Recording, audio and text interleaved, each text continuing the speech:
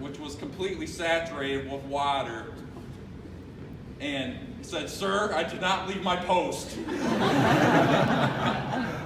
But he had stayed in that hot facility all day long and made sure that everybody still could get their phone calls in on their day off, made sure they could still get their snacks, which had melted in the refrigerators, and he would not leave his post. But the nice part of that story is that's John. I don't know how many times we asked him to stay late, to ensure that all of you guys had orders on time, that you had the supplies, and John never left his post.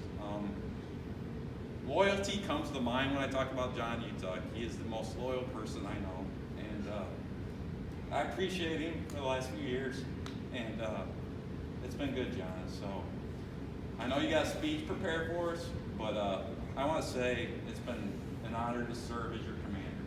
So with that, I know I got you toured up here, but thank you, Kelly, for all your years. You've been a great support to the families out here at the wing and here with Red Horse.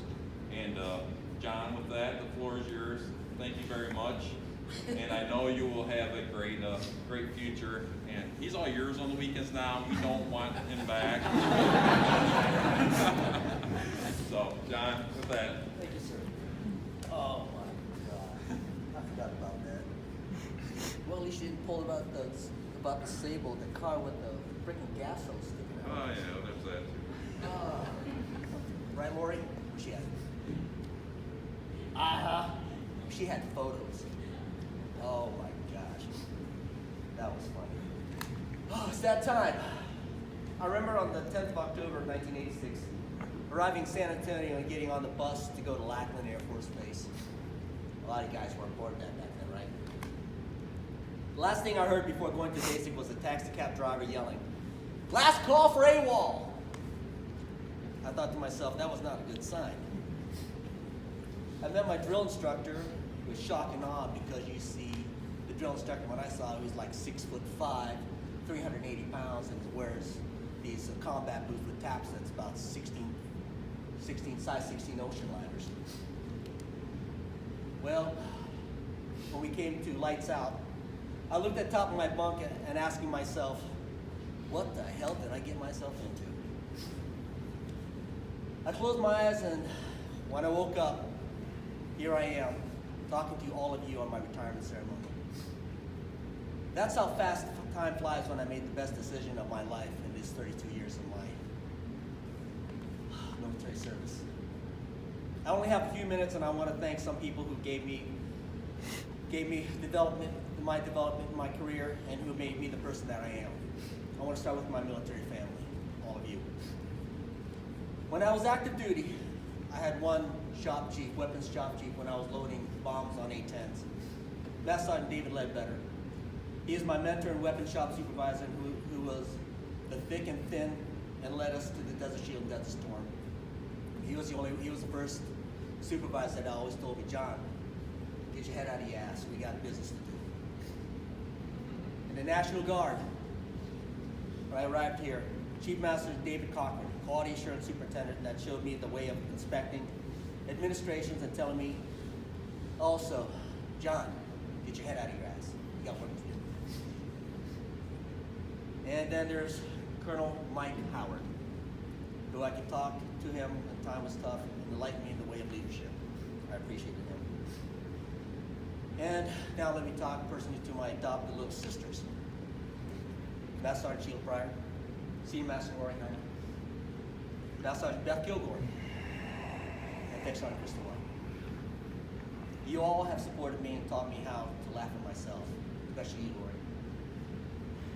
We vetted together when we called BS on a lot of things.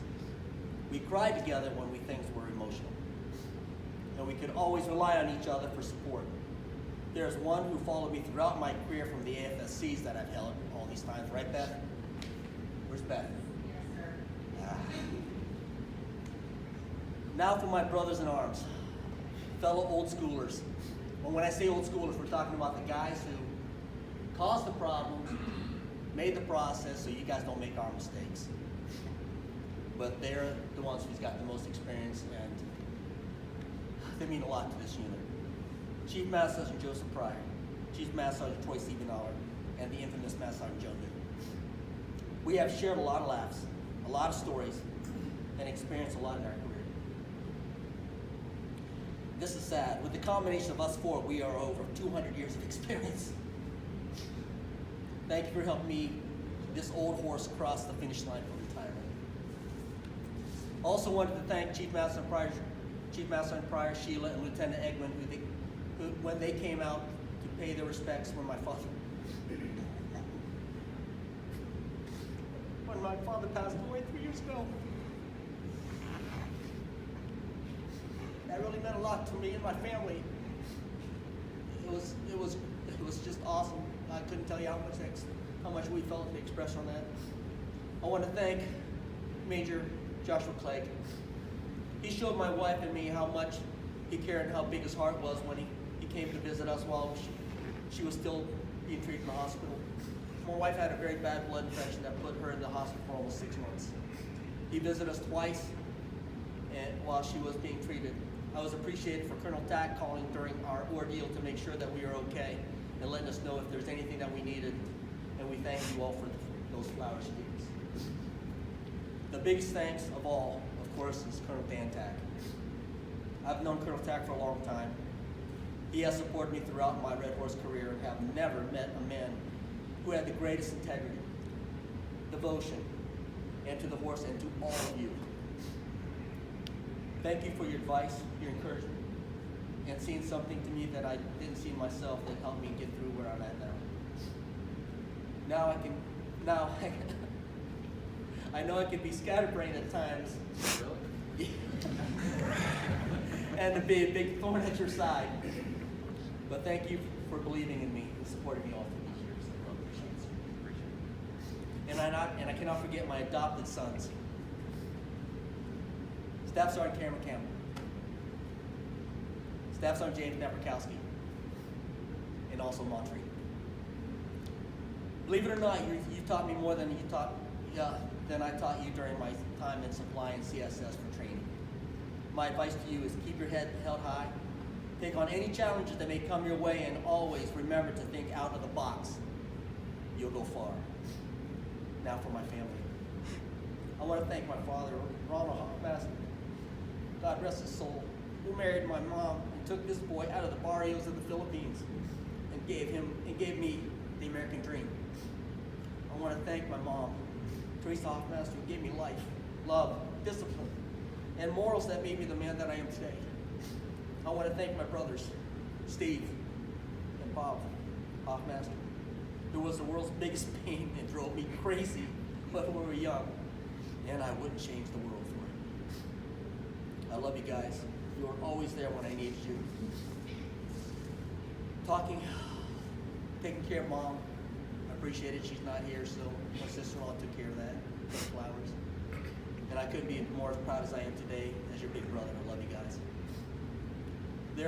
And then there's sweet little Maria Hoffmaster, my sister-in-law. The best thing that Steve ever did is marry you, and he gave you the most adorable nieces, Kellen and Bela. Kellen, I can't talk to you. I'm emotional, sorry. Thank you for supporting our family and keeping Steve in bottom line. And I want to thank the most important person in my life, Kelly, my wife. She's the love of my life, my best friend, and the glue that keeps me together. We had our ups and downs, and you have never given up on me. You are my rock. You will always keep me grounded. Thank you for being with me these past 16 years and keeping your promises of growing old together. You have adopted and cherished this military life of ours, and I want to thank you for your service, for supporting me as a military wife. For the rest of the Red Horse, especially LG, services, vehicle maintenance, and all of LG, spent most of my time here at the end of my career. I want to thank you for being there. Thank you for all the Red Horse that you've done, that you will do, and that what you're doing now. Remember to support each other. We are family, we're builders, and we're a fighting force. Here's my advice to the student fighters and the first termers. You are going to have some good times and bad times, Keep an open mind and rely on your NCOs and OICs. They will never steer you wrong. There is no challenge that you cannot overcome, and there is no job you cannot master. You are the horse, you are the 200 red horse, and remember our motto and creed: lead, follow, or get the hell out of the way. And in closing, I want to quote a celebrity who loved the military and in the past always hosted the USO. And I saw his last performance when I was stationed at Clark Air Base. It's Bob Hope. Thanks for the memories. And in closing, I want to salute you guys to the horse. Thank you.